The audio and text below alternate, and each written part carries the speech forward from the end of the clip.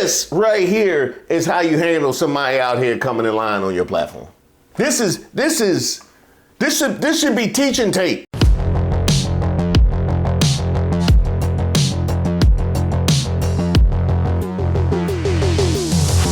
Hey, shout out to all of our new subscribers and all the members that have joined the channel. My name is Reese Waters, and I'm troubled. Where, oh where, has Tim Scott been? The man who told us that racism was over. Chosen as the vice president, you would be the first black Republican VP on the ticket. How do you feel? Well, I think it's exciting, no matter the outcome. It's the evolution of the Southern heart that we see on display. And we Southerners get so little credit for the progress we've made. The whole notion of judging a person on the content of their character, not the color of their skin, has happened. It's not going to happen. It's not around the corner. It's in the rearview mirror. We are living Reverend Dr. Martin Luther King Jr.'s dream. What happened to the reinvention of the Southern heart? Florida out here harassing black men after a hurricane, taking time out of your recovery efforts just to be racist. We see Peter Thiel and David Sachs and Elon Musk trying to recreate the South African apartheid of their youth. We've heard about bad genes. Donald Trump is out here talking about a reverse Sammy Sosa with Kamala Harris. And that's not to mention advocating for getting generals like 1940s Germany. Where is my man Tim Scott? He needs to answer for them, because clearly racism did not get the message. It wasn't through. It was not through with Tim Scott. Huh? You found him? Oh, whew. Because I didn't know what happened. All of a sudden we had the show wedding, and then we didn't hear from Tim Scott no more. All right, what are you up to? Is there any free trader here that's still around in the United States? Absolutely. I'm one of them. No question about it. Listen, the free traders are part of the Republican Party, but more importantly, we've seen the expansion of the Republican tent. We saw last night J.D. Vance had a dominant. Yeah, I was laughing too. I was laughing too. Thank you for that one, CNBC. J.D. Vance had a dominant performance. What he talked about was the fact that there is a forgotten voter in Ohio and Pennsylvania and Michigan, and he spoke specifically to them. I got it. The ones with the disappearing pets. Those. That's who he was. Who was he speaking to then? One of the most important parts of being a good communicator is knowing who your audience is. And he struck the right chord for the audience that we as Republicans need to continue to attract into our party, the big tent party, so that we have 4 more years of Donald Trump and the majority in the Senate. I'm sorry, did you just call the Republican Party the big tent party? Is that what you just did? Paycheck to paycheck. Are you a free trader, Senator? Do you Absolutely. agree with all the tariffs? Do you think John Deere 200%? Listen, do you think companies that make stuff here should be a 15% tax? That's industrial policy, isn't it? I believe that President Trump oftentimes talks in the abstract. Okay. Number one. Number two. Oh, okay.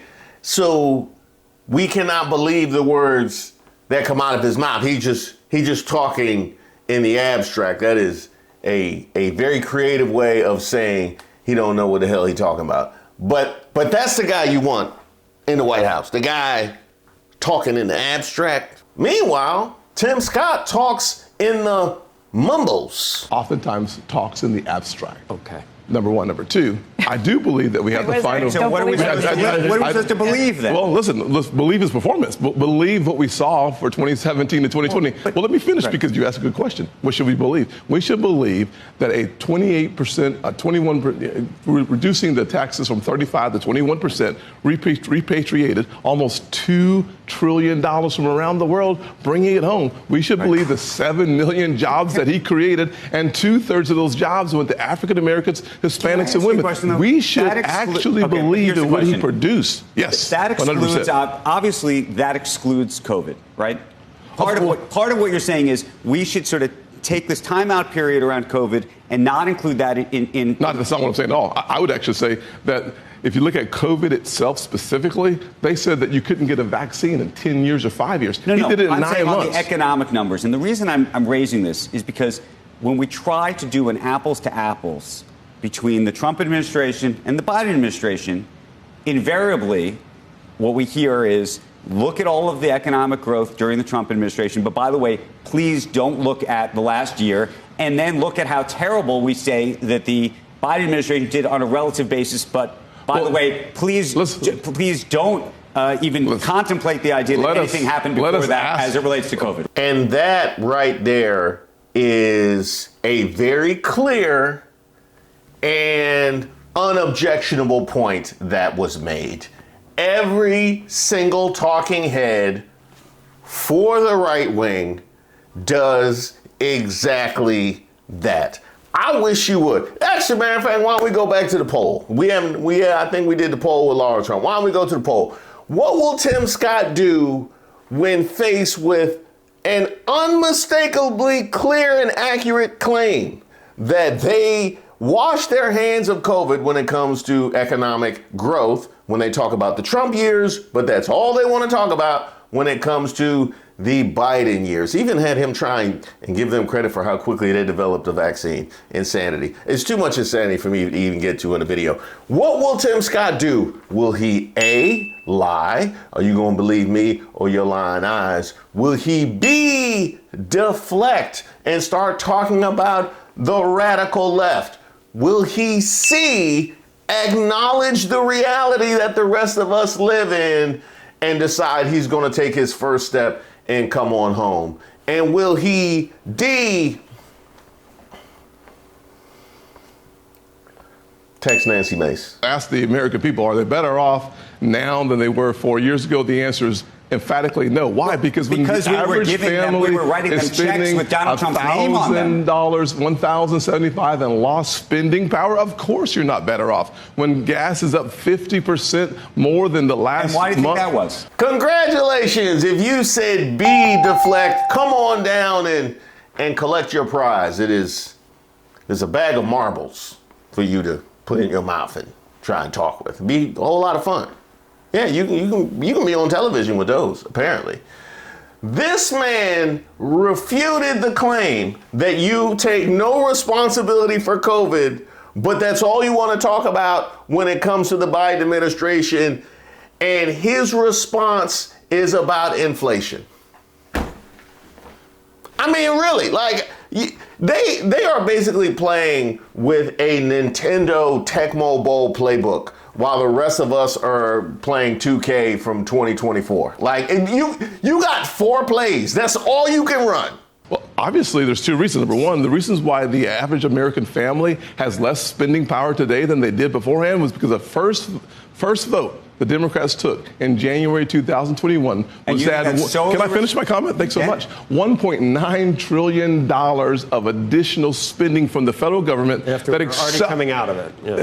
Yeah. As an accelerated inflation. Inflation hits 9% in July of 2021, leading to the crushing effect of high inflation that we haven't seen since the Jimmy Carter years on the average person working paycheck to paycheck. That's easy to explain there. That we saw around the globe as it relates to inflation. If you're going to put all of it on that bill, so do you disagree with that? Here's how you do it. Hey, CNN, are you listening? Are you paying attention? This right here is how you handle somebody out here coming in line on your platform. This should be teaching tape. You go from the $1.9 trillion to an infrastructure bill that was $1.2 trillion, and then an Inflation Reduction Act that was another $800 billion. You add it all together. Artificial stimulation from the federal government always causes a crisis in the real economy, which is the private sector. The U.S. economy continued to grow and have less inflation than just about everywhere else in the world. So how do you explain that? It's simple. We went into COVID with the strongest economy in the world, and of course, we had the wind be on our back as opposed to in our face. This is kind of easy to explain to the average person in our country. It is kind of easy to explain when you have the mindset of a 4th grader and you want to tell me that COVID was all your fault and you're doing, and you take all the L's from COVID and we take all the W's, even the ones that happened during your administration, yes, it is very clear to understand and clear to explain, because I recognize how nonsense that was at 9. The bottom line is a simple one.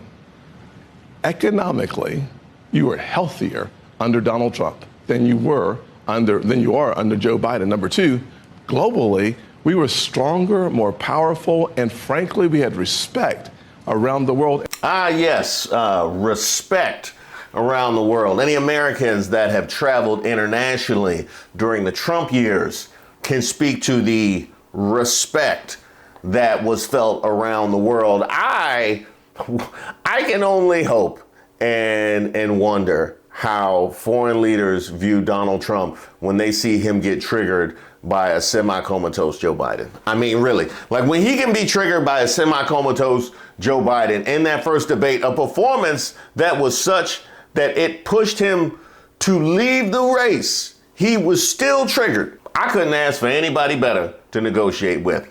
And that's regardless of what country it says on the front of my jersey. You know what, Tim Scott? That didn't go good. That didn't, you know what? Find you a friendly face. Yeah, find you a friendly face. Huh? Oh, Hannity's gonna bring him in? Oh, that's good, because Hannity needs a refresh. Yeah, because Tim Scott that should be more friendly than how it was with Stephen A. Because Stephen A. called him out. You get on my nerves. I don't agree with you 75% of the time, but you're still my buddy. You know, I feel bad for you half the time with some of the takes you give, but I'm here to help you out anyway. What's going on, Sean? MSDNC host Alex Wagner spoke to members of the Black Republican Club of Philadelphia, as well as black men at a barbershop in Philadelphia. And here's what they had to say about Kamala Harris and Obama's controversial comments about the brothers. And, of course, maybe they're a little sexist. Take a look. All right, now he slid that MSDNC in there so quick, I almost missed it. So I'm assuming that's just the kind of lingo that they use on Fox News. And I just want to ask a simple question.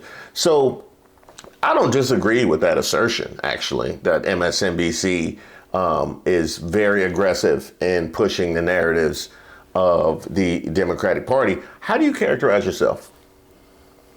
I'm just curious, like, how do you, for you to throw that rock, I'm just wondering how you characterize yourself, because there's really one of two options. Either you acknowledge that you are doing your duty to push right-wing talking points, but you don't want to acknowledge or take responsibility for that, or else you actually do consider yourself to be fair and balanced, in which case I would have to ask, where is the fair and the balance? Those are really only two choices.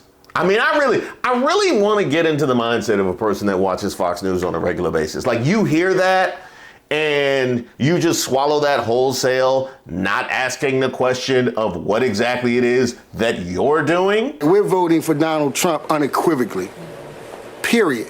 No one else is going to persuade us. He's more strong-minded in a way. He's focused on what we got to focus on. Like, he doesn't play. That's what I respect about him. He doesn't take BS. He's not going to hear it. He's a businessman. He's not there for the fluff talk of politics. We need someone strong. I don't think that she has what it takes to go up against Putin and go up against these other presidents that are built for this. Obama made remarks on the campaign trail. He was at a stop, I think at Pittsburgh, right? And he said, I think there's some brothers out there who are on the fence, and they're saying it's because of this or that, but I think, I'm paraphrasing here, but it's because they have a problem electing a woman as president. I was deeply offended, and it felt like a moment where it's like, you N-words better get in line and do what we say. And the general tone of it was disgusting. It was abhorrent. I don't respect it. I didn't like nothing about it. And by the way, I am going to do a whole separate video in response to the folks that Alex Wagner talked to. Don't worry, it's coming.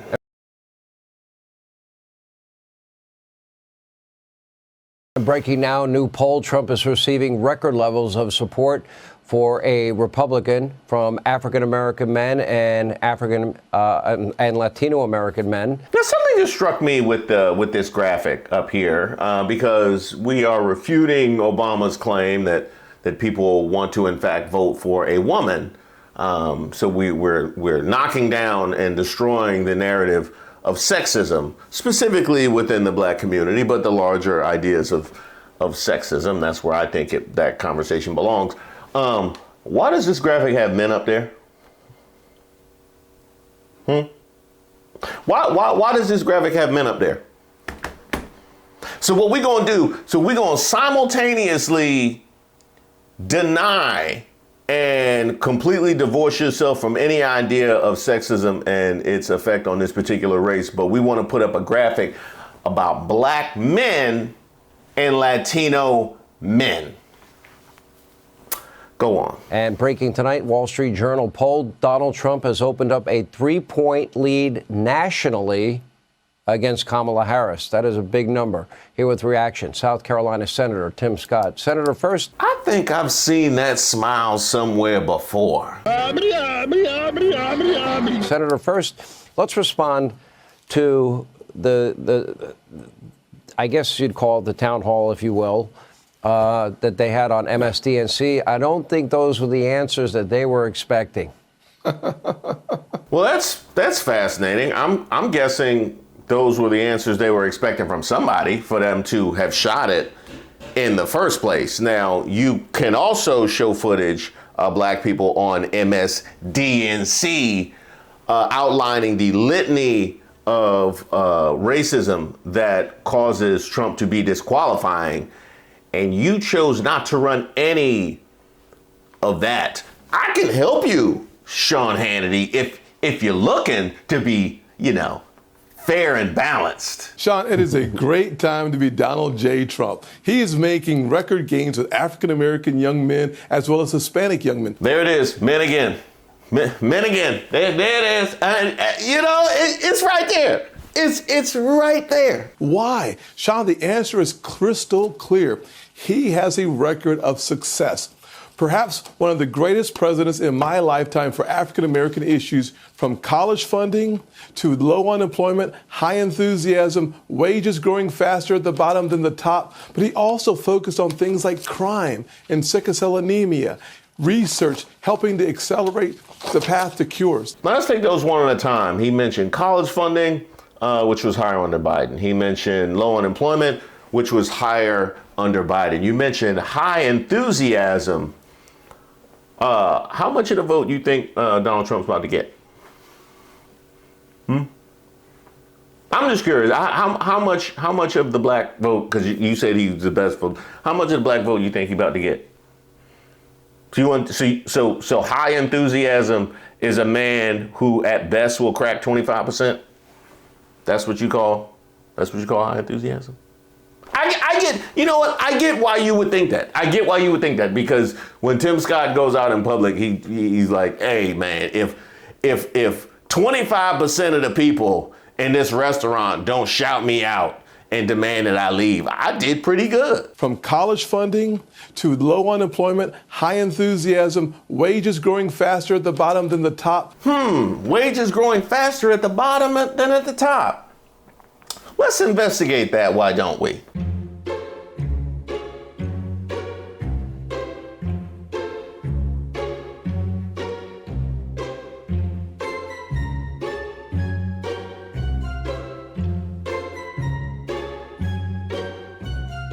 But he also focused on things like crime. Now, I will give you that, Tim Scott. That is the one thing I will give you. He definitely focused on crime.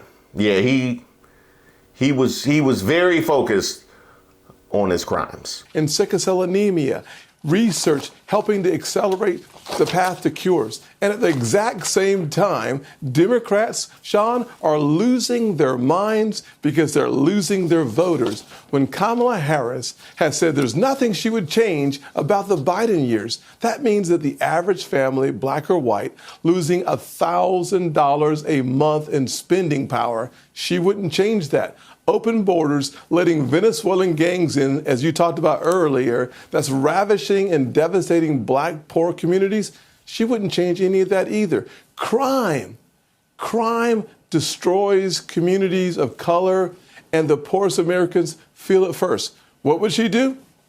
Nothing. Okay, I take your she wouldn't change anything about the Biden-Harris administration. I will take that, and I will raise you. He wouldn't change anything about January 6th. Your move. Black men, Hispanics, like every other man in this country, is looking at Donald Trump as the solution and Kamala Harris as the problem. This is what we call in South Carolina common sense. It's a good time to be a Republican, but a great time to be Donald J. Trump. Is it really a good time to be Donald J. Trump? Because I would think if it was a good time, I know when I'm feeling best, I'm out, I'm seeing people, I'm having conversations, I'm interfacing. It's curious his response to it being such a good time to be Donald J. Trump that he can't be trusted out in public unless he's in front of a basket of fries. That is an interesting way to show what a good time it is to be you. You know, if you look at unemployment in the Trump years before the pandemic, record low after record low for African Americans, Hispanic Americans, Asian Americans, women in the workplace, African American youth unemployment. The growth rate nationally was a whopping 6.8%, but 7.9% for African Americans, 7.1% for Hispanic Americans, 10.6% for Asian Americans, all record highs in terms of new income levels for all of these groups. And as incomes grew, the poverty rate dropped to a whopping 60-year low, the largest reduction in poverty in over 50 years, lifting 4.1 million people out of poverty. And if you compare that to the Obama years, they increased the number of people in poverty by almost 1 million. And this is from the White House Council of Economic Advisors. Those are real numbers. Now, speaking of real numbers, I actually would like to appeal to the viewers of Fox News. So you just heard all of that Sean Hannity just repeated to you. So for you to swallow and believe that Trump is solely responsible for all of those things would be to disavow the economy of the Obama administration. So the Obama administration apparently did nothing to aid Trump in order to achieve all of these benchmarks when it came to his economy. Of course, the COVID is not at all his fault. His handling of COVID in no way should reflect on his economic record. But then the bounce back that also happened in a Democratic administration is something that he can claim responsibility for, while pushing all of the negative things that happened with COVID over to the Biden-Harris administration. If you can do that math, like if you can do those gymnastics, I don't understand how this lands with you. If you are that creative that you can do those gymnastics, then how are you watching this? It's remarkable, Sean. And here's the other thing that President Trump did. He signed my Opportunity Zone legislation that has brought $84.7 billion into majority minority communities, not from the federal government, but from the private sector. What's the difference? Well, the private sector creates jobs. The government gives handouts. Black Americans, Hispanic Americans, and all of America, we don't want handouts. We want a hand up. Where have I heard that before? I feel like I've heard that before. At the very same time that America refused to give the Negro any land, through an act of Congress, our government was giving away millions of acres of land. And this is a reality. Now, when we come to Washington, in this campaign, we're coming to get our check. So the fact of the matter is that President Trump focused on making sure the average American, no matter the color of your skin, had more opportunities, which led to higher enthusiasm and very low inflation. Listen, African American unemployment went under 6% for the first time. Hispanic unemployment under 5% for the first time. Asian under 3%. We want a president not only that can handle the domestic issues at home, we also want a president who can handle the global stage without falling asleep. Oh, you mean this kind of falling asleep? This kind of falling asleep you're talking about? I mean, my man couldn't handle a debate. He couldn't handle a town hall. Apparently he can't even handle podcasts right now. So who are you talking about? Or without people saying, no comment, no confidence. When President Trump shows up on the global stage, he demands respect and he gets it. It's time for the city on the hill to be the rising sun that people keep watching. That's America, and that's under Donald J. Trump. Oh, you know what? I get it. I get why you think he demands respect because everybody quiet when he be around. Nah, that's just because they don't want to talk to him. Yeah, that's it. Like when everybody get quiet, when you walk in the Cracker Barrel, that's just because they don't want nothing to do with you. That's not a respect thing. They just don't want to. They don't want to get spit on. They don't want the face to face. That's all that is. I hate to be the one to tell you this. All right, Senator Tim Scott, we appreciate you being with us as always. I don't know, Tim Scott. He didn't look as excited from that exchange as he did with his boy, Stephen A. Smith. I gotta go.